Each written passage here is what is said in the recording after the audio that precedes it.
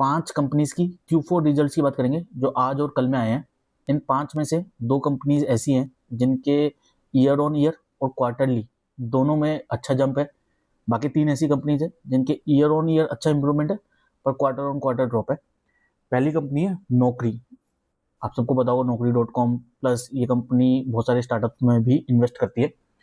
Company का revenue quarter on quarter 6% से increase हुआ है, ईयर ऑन ईयर 16% से इंक्रीज हुआ है।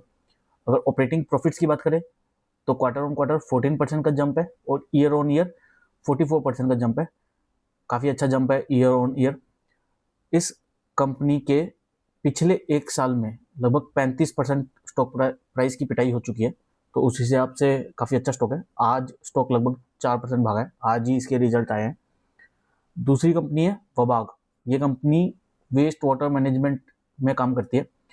इस कंपनी के रेवेन्यू 47% इंक्रीज हुए हैं क्वार्टर ऑन क्वार्टर, और ईयर ऑन ईयर की बात करें तो 22% का इंप्रूवमेंट है। अगर ऑपरेटिंग प्रॉफिट्स की बात करें तो 28% का इंप्रूवमेंट है क्वार्टर ऑन क्वार्टर, और ईयर ऑन ईयर 11% का इंप्रूवमेंट है। रिजल्ट कंपनी के काफ़ी अच्छे हैं। इसका स्टॉक प्राइस लगभग 6% नीचे चल रहा है पिछले एक साल में, और क्योंकि कंपनी ने ईयर ऑन ईयर 11% का इंप्रूवमेंट दिखाया तो इसे भी आप अपनी वॉच लिस्ट में रख सकते हैं। अगली कंपनी है नायका। ये फैशन ब्रांड है जो ई कॉमर्स फैशन में काम करती है। इसका पीई थोड़ा हाई चलता है, थोड़ा नहीं थोड़ा ज़्यादा ही हाई चलता है। इसका रेवेन्यू 8% से गिरा है quarter on quarter, per year on year 28% से इंक्रीज हुआ है।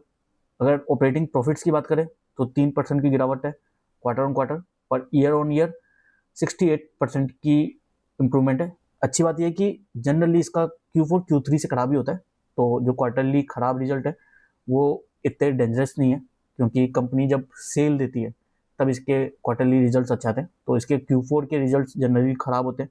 Q1 में उम्मीद है कि ये वापस इंप्रूव हो जाएंगे। कंपनी का स्टॉक प्राइस भी पिछले एक साल में 37% राइज कर चुका है, पर क्योंकि ऑपरेटिंग प्रॉफिट 68% राइज किया है, इसे आप अपनी वॉच लिस्ट में ऐड कर सकते हैं। अगली कंपनी है पेज इंडस्ट्रीज। ये कंपनी जॉकी ब्रांड के लिए काफ़ी पॉपुलर है। इस कंपनी का रेवेन्यू 10% गिरा है quarter on quarter, per year on year 14% का इंप्रूवमेंट है।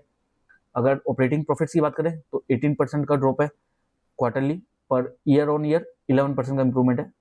इस कंपनी का भी जनरली Q4 Q3 से खराब रहता है, तो क्वार्टरली जो गिरावट आई है वो हम बोल सकते हैं कि इस वजह से कि सीजनलिटी है।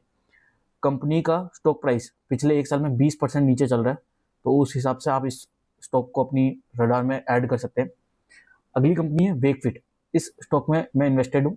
ये कंपनी गद्दे बेचती है ऑनलाइन और स्टार्टअप ही है। इस कंपनी का रेवेन्यू 18% गिरा है क्वार्टर ऑन क्वार्टर, और ईयर ऑन ईयर 14% का इंप्रूवमेंट है।